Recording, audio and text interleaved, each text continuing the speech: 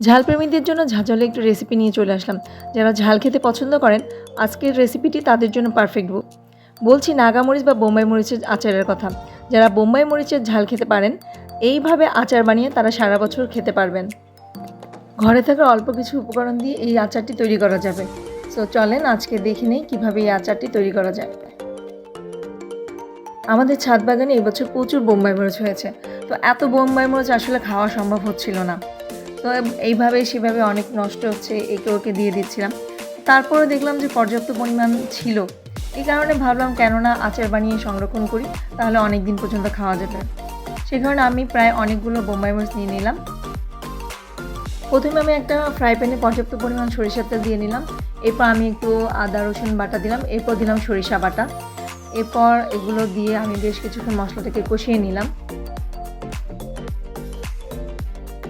মশলা কষানো হয়ে গেলে এর মধ্যে আমি দিয়ে দিলাম 1 কাপ পরিমাণে রসুনের খোসা ছাড়ানো কোয়া।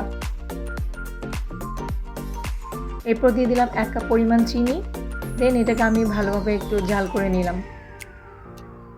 তারপরে আমি কয়েকটা বোম্বাই মরিচ কুচি করে রেখেছিলাম একটু ঝালটা বের হওয়ার জন্য।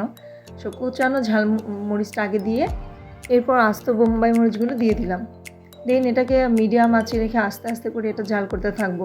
বেশি জোরে জাল করলে হবে কি মশলাটা পুড়ে যাবে আর বোম্বাই মরিচগুলো সিদ্ধ হবে না। এরপরে দিয়ে দিলাম পর্যাপ্ত পরিমাণে লবণ পরিমাণ অনুযায়ী। এরপর যেটা করবো সেটা হলো আমি এখানে 1/2 কাপ পরিমাণে তেঁতুলের রস, মানে তেঁতুলের কাইটা বের করে রেখেছিলাম, সেটাকে দিয়ে দিলাম।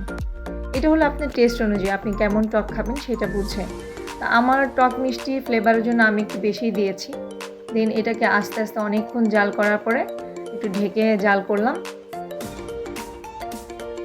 10-15 মিনিট জাল করার পরে এই তো বোম্বাই মরিচটা মনে হচ্ছে যে ফুলে ফুলে উঠেছে, কিন্তু এটা আসলে তেলটা যখন ঠান্ডা হবে তখন এটা নরম হয়ে কমে যাবে। এরপর দিয়ে দিলাম 1 চা চামচ পরিমাণ পাঁচফোড়ন গুঁড়ো।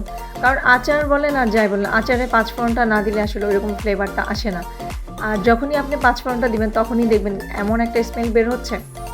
দেন এটাকে আমি বয়ামে সংরক্ষণ করব।